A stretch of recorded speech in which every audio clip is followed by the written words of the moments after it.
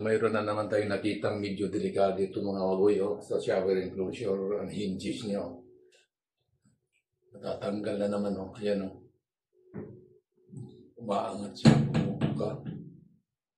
Sabihin maluwag na yung tox niya. At pati yung hinges niya medyo may sira na rin. Kaya titingnan natin kung anong pwede natin gawin. Ayan.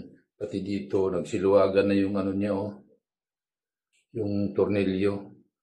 Ito naka-plastic tox lang kasi ito, kaya tingnan natin kung anong pwedeng remedyo. Okay pa naman sa baba, matibay pa. Itong dalawa na lang ang ayusin natin. Yan. Tatanggalin muna natin to.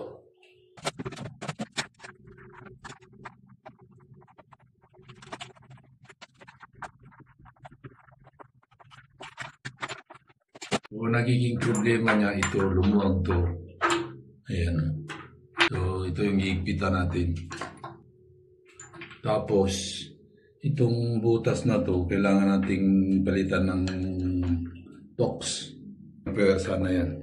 Papalitan natin yan.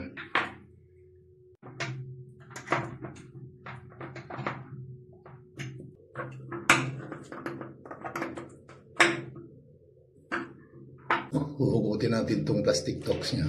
Papalitan natin ng bago. Yan. Ayan So, ganito lang magtanggal lang ipasok mo lang itong tornilyo. Yan. Huwag mo isagad, tapos saka mo hilahin ng plies.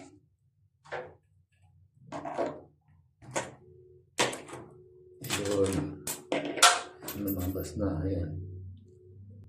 Palitan natin ng bago yan.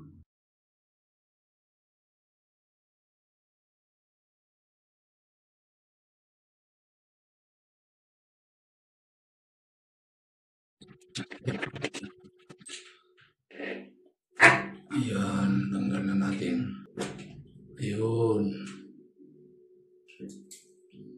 Ngayon, para matibay, magtimpla tayo ng concrete epoxy.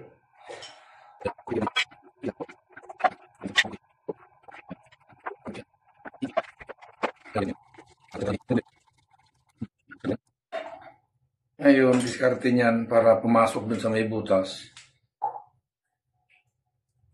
Gagamitan natin ng silicone. Yan. Itong wasyo na to, dito natin ibubuhos yung concrete epoxy.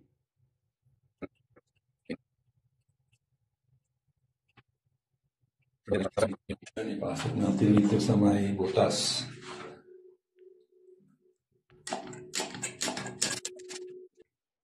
Yan, puno na yan.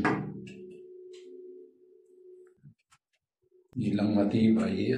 Tox, pati tiles, nadadagdagan ng tibay. Yun.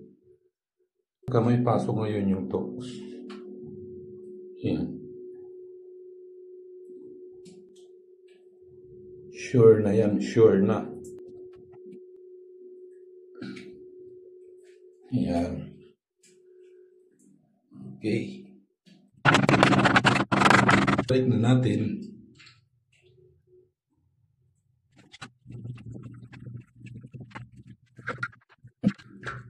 So, yan. Tapos, tibay na yan.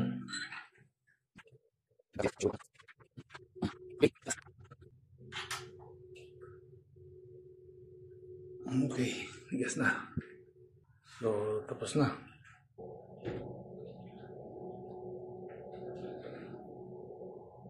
Okay.